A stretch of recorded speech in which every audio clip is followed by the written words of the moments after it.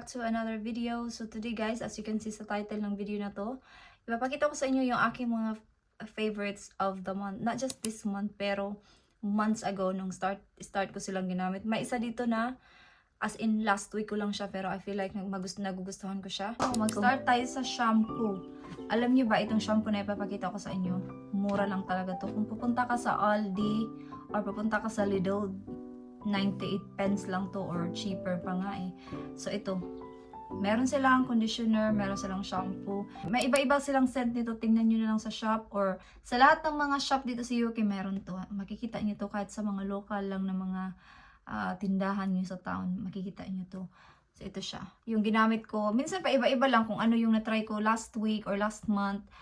Gusto ko iba na naman, pero ito talaga yung ginamit ko. Alam niyo ba kung bakit? Kasi nung ginamit ko yung mga Pantene, yung ibang brand, and well, nag-work naman si Pantene sa akin before, pero ako kasi yung hair ko ba, pag ginamit ko na siya for a long time, nag-iiba, hindi na siya nag-work. So, nung tinry ko to, kasi wala akong choice that time, kasi nakalimutan kong bumili ng shampoo. So, ginamit ko yung shampoo ni Kira. So, ito yun. Napaka-shiny ng buhok ko. As in, napaka-shiny. Nung long hair pa yung buhok ko. Tapos yun na, hanggang doon, ito na talaga yung shampoo ko. So every time na nauubusan ako, ito na talaga yung shampoo ko. So yeah, ito yung favorite ko sa buhok. At from last year up to now. So imagine, wala pa tong 1 pound. Nung nakita ko to sa bathroom namin, sabi ko, baka hindi to mag-work sa buhok ko. Kasi nga feeling ko pag mura, hindi maganda. Pag mahal, mas better. Pero hindi. Ito talaga yung nag-work sa akin hanggang ngayon.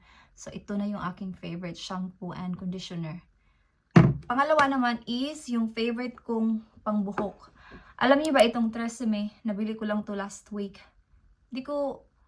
Hindi ako masyadong bumibili ng Tresemme na product kasi yung shampoo at conditioner nila nakaka-dry sa buhok ko. Kaya hindi na ako bumibili ng shampoo at conditioner. Ewan ko kung bakit nagde-dry yung buhok ko sa Tresemme. So, nag-order ako nito, I think 2 months ago, yung itong Oraplex. Yung Oraplex talaga, medyo mga mahal sila na products. Yung shampoo nila mahal. Hindi ko yun afford. I mean, afford naman, but di naman kailangan ganun kamahal yung shampoo. So, kasi nga, na-curious ako ba na daming mga nasa Instagram, ginagamit nila tong Oraplex, and this one is only 30 ml. At saka yung binayaran ko dito is 23 pounds. So, imagine 23 pounds compared ito sa Tresemme na ano lang to.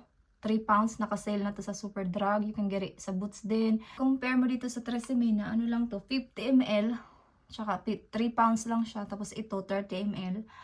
23 pounds. Naka-sale pa yan ha. So, ito nag-work sa akin. So, ginagamit ko na to din to kay Kira kasi yung buhok ni Kira dry. So, ngayon hindi na siya dry. Kasi ito yung ginagamit ko. Yung ayaw ko lang din dito kasi naka-open na siya. Hindi siya nagpa-pump. Tingnan nyo, hindi siya nagpa-pump.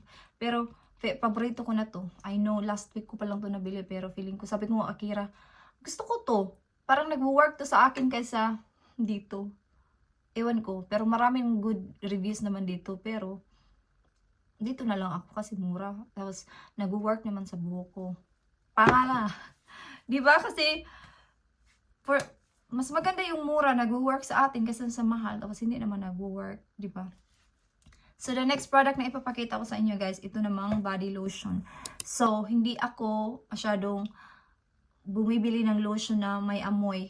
Alam niyo ba? Kasi, very sensitive yung skin ko since nagstay na ako dito sa UK. As in, marami akong mga red patches sa likod. Non-stop talaga yung pagkaganon ko, itchy ko. Kaya nung nagtry ako ng Nivea, nagtry na ako ng Vaseline, hindi talaga siya nag-work sa akin. As in, never siya nag-work sa akin. Nung nandito na ako sa UK, pero nung sa Pinas pa ako, wala namang problema. Iwan ko kung bakit nung nag-start na ako dito sa UK.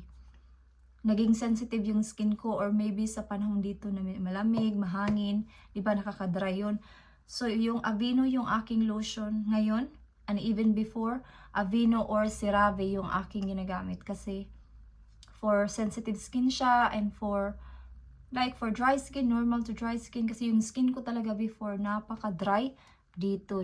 As in, napaka-dry ng skin ko. So, nung ginamit ko itong Aveeno, so, ito na talaga yung lotion ko. Kaya, hindi na ako gumagamit ng mga scented na mga lotion kasi wala din siyang effect sa akin. At saka, nasasayang lang din siya kahit gusto ko mang bumili ng may amoy pero hindi talaga siya nag-work sa akin. So dinala ko din to nung umuwi ako sa Pinas. Ito yung dinala ko. Kasi ano lang siya, travel size lang. So malapit na nga siyang maubos eh. Pero meron pa naman akong isang lotion na ipapakita ko din siya sa inyo. So yeah, ito yung favorite kong lotion. And the next one is yung favorite kong sunscreen or like SPF 50 daily moisturizer SPF 50. Ito yung Cetaphil. Alam niyo ba, na-try ko na yung Nivea na daily cream nila. Okay naman siya sa akin pero mas ito talaga yung nag-work. Pangalawa ko na to actually. And then konti lang yung mga gamit mo dito kasi pag ganun mo, tingnan, ipakita ko sa inyo. Pag ganun mo, marami na siya, mag-i-spread na yan siya sa mukha mo. So everyday ako gumagamit nito kasi kailangan natin to, whether may sun o wala, kailangan mo talagang mag-SPF. Kasi ako talaga, kahit dito, di ba, dito sa UK, yung sun, minsan wala, minsan meron. Pero pag mainit naman dito, grabe din yung init. Iba yung init dito kasi sa atin, kaya nagaganito talaga ako everyday. So ito yung Cetaphil Daily Moisturizer SPF 50 for sensitive skin. So ito siya. Closer. Kailangan ko na nga siyang punasan kasi marami na siyang mga makeup. And then the next na ipapakita ko sa inyo is yung aking eye cream. So ito yung Kiehl's Creamy Eye Cream Treatment. Alam niyo ba, sinabi ko na to sa vlog ko before. Ito na siguro yung pinaka soft na eye cream na na-try ko. As in, napaka-soft niya talaga. Yung ano niya is avocado kasi yung nakasulat dito. So as you can see, para siyang avocado na hinog. Diba? Tapos napaka-soft niya talaga. Kaya ngayon ginamit to ni Kira. Sabi ko, Kira, please don't waste it. Kasi ating yung binayaran ko dito is 22 something. Mga 20 pounds something. Naka-sale din to. Kasi mahal din siya pag hindi naka-sale. So yeah, ito yung favorite ko. Na-try ko na din dati yung CeraVe. Okay naman yung CeraVe. Pero ito talaga yung basta maganda talaga siya. Tapos pag in-apply mo siya, napaka-soft. Madali mo siyang i-apply ba kasi nag-slide lang siya, parang ganun. Napaka-soft nito. Well, hindi naman lahat ng product na maganda sa iba, maganda din, nag-work din siya sa'yo. It depends naman din yun sa ating skin condition. Kasi ako talaga, normal to dry skin. But before, napaka-dry talaga ng skin ko. Siguro na-use na din ako sa UK, na-use na yung skin ko sa lamig, kaya siguro hindi na siya masyadong dry unlike before. So yeah, it's one of my favorite. And then the next one naman guys na ipapakita ko sa inyo is yung aking night cream. Meron akong day cream, hindi ko siya nahanap. So meron din akong day cream. Ewan ko, parang nalagay ko siya somewhere, baka nandun sa bathroom. Pero ganito din naman siya, day cream lang siya, pero ito isang night cream. Ito yung mga aking night cream, night skincare actually. So ito yung Weleda, maganda din to guys. So nakita ko lang din to siya sa isang influencer sa Instagram. Gusto ko yun siya, pinafollow ko siya sa Instagram. Sabi ko, ano kaya yung brand na ginagamit niya? So ito pala yun. Tapos nung nag-birthday ako last year, tinanong ako ng aking sister-in-law kung ano na yung gusto kong anong regalo. Sabi ko, yung mga Weleda products. Weleda kasi yung pangalan ng brand na to. So lahat ng Weleda products, binigyan niya ako ng body cream, night cream, day cream, ano pa ba yun? Yung facial wash, lahat yun talaga yun, nag-work talaga siya sa akin. Ngayon nga lang, hindi ako bumili kasi kailangan ko muna siyang tapusin lahat. Di ba, nasabi ko din sa vlog na hindi ako bibili ng mga skincare pag hindi pa talaga sila ubos. Kasi una din, sayang sa pera, gamitin mo lang muna yung pera sa importante. Kasi kung maubos naman, madali ka naman makabili kasi marami namang tindahan, di ba? So ubusin mo muna bago ka bibili. Kahit sale pa yan, ubusin mo muna. Yun ang ginagawa ko. Unlike before na bili kasi may sale. Ang ending, dyan lang sila sa drawer ko, nakatambak. So, mas better kung ubusin mo muna bago ka bibili.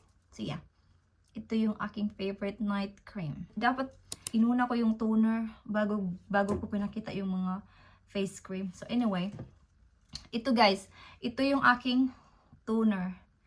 Si Kiehl's, ito sila, isang brand lang to sila, si Kiehl's. The good thing about this one, anyways, ikwento ko kung nasa Pilipinas kayo, yung favorite kong toner is yung Skin White. Yung basta yung Skin White na toner, yun yung favorite ko nung nasa Pinas pa ako. Pero now, nandito ako sa UK, I think ginagamit ko na to ng almost 3 months ata or more na.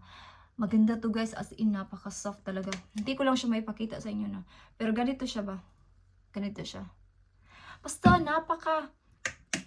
iba siya sa lahat ng natry ko. Para siyang may cleanser, parang ganun. Para siyang, basta hindi, di ba yung toner is tubig, parang tubig siya. Pero ito kasi parang may creamy, para siyang may lotion, parang watery na lotion, parang ganun.